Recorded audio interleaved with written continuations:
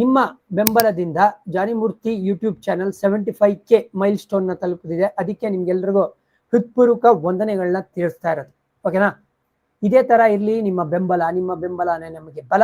Shortest format ಇಂದ ಈಗ longest format ಬರ್ತಾ ಇದೀವಿ. At the same time abroad ಇಂದ ಈಗ ಇನ್ಲ್ಯಾಂಡ್ ಅಂದ್ರೆ ನಮ್ಮ ಮನೆ ಅಂಗಳಕ್ಕೆ ವಾಪಸ್ ಬರ್ತಾ ಇರೋದು. ಅಂಗಳ ಅಂತ ಇರಂಗೆ ಈ ಇಂಡಿಯಾ ವರ್ಸಸ್ ಸೌತ್ ಆಫ್ರಿಕಾ ಮೊದಲನೇ ಟೆಸ್ಟ್ ಎಲ್ಲಿ ನಡೀತಾ ಇರೋದು? ಕೋಲ್ಕತ್ತಾ ಬಗ್ಗೆ ಒಂದ್ ಸ್ವಲ್ಪ ಮಾತಾಡ್ಬಿಡೋಣ ರೀ. ಐತಿಹಾಸಿಕ venue Eden gardens. Last 15 years ಜಾತಕ ತೆಗಿತಾ ಇದ್ದೆ.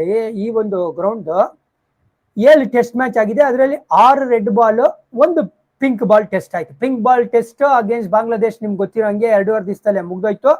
ಅದು 2019 ಅಲ್ಲಿ ಅಥವಾ ಅದೇ ನಮ್ಮ ಲಾಸ್ಟ್ ಟೆಸ್ಟ್ ಮ್ಯಾಚ್ ಆಗಿದ್ದು ಕೋಲ್ಕತ್ತಾಲಿ 2019. ಅದಾದ್ಮೇಲಿಂದ 6 ಇಯರ್ಸ್ ಟೆಸ್ಟ್ ಮ್ಯಾಚ್ ಆಗಿಲ್ಲ. ಓಕೆನಾ?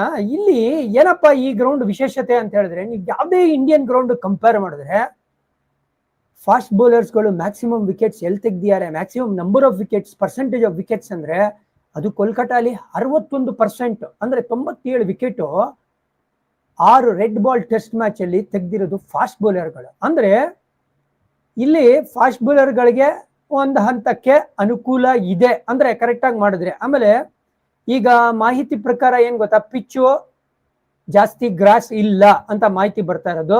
ಮ್ಯಾಕ್ಸಿಮಮ್ ಗ್ರಾಸ್ ಇದ್ರೆ 2 mm ಇರುತ್ತೆ ಅಂತ ಹೇಳ್ತಾರೆ. ಆಮೇಲೆ ನವೆಂಬರ್ ಅಂತ ನಾವು ಮಾತಾಡಿದಾಗ ಹೇಗಿರುತ್ತೆ ವಾತಾವರಣ ಅಲ್ಲಿ ಅಂದ್ರೆ, ಫಸ್ಟ್ ಆರ್ ಇದು ಜ್ಞಾಪಕ ಇರಲಿ, ಈಸ್ಟ್ ಅಲ್ಲಿ ಇರುವಂತ ಒಂದು ಜಾಗ. ಹಾಗಾಗಿ ಬೆಳಗ್ಗೆ ಸೂರ್ಯೋದಯ ಬೇಗ ಆಗುತ್ತೆ. 9:30ಗೆ ಸ್ವಲ್ಪ ಕೂಲ್ ಕಂಡೀಷನ್ಸ್ ಇರುತ್ತೆ. 1 hour ಅಟ್ಲೀಸ್ಟ್ ಬಾಲ್ ಆಟ ಆಡೋ ಸಾಧ್ಯತೆ ಇರುತ್ತೆ. ಅಟ್ ದ ಸೇಮ್ ಟೈಮ್ ಸೂರ್ಯಾಸ್ತ ಕೂಡ ಬೇಗ ಆಗೋಗುತ್ತೆ. ಅವಾಗ ಲಾಸ್ಟ್ 1 hour ಅಲ್ಲಿ ಮೇ ಬಿ ತಿರ್ಗಾ ಆಟ ಆಡೋ ಸಾಧ್ಯತೆ ಇದೆ.